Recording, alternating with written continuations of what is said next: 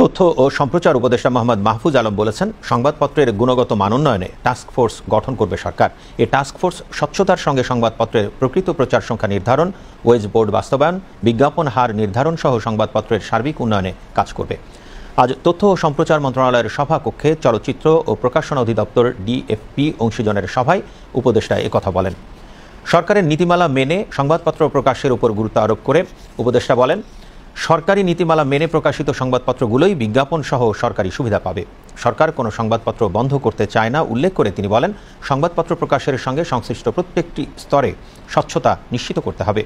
বিগত সরকারের সমালোচনা করে উপদেষ্টা বলেন, ফ্যাসিবাদী সরকারের আমলে অনেক মন্ত্রী এমপি বিভিন্নভাবে গণমাধ্যমের মালিক হয়েছেন। এসব গণমাধ্যমের সার্বিক অবস্থা যাচাই করে প্রয়োজনীয় পদক্ষেপ গ্রহণ করা হবে।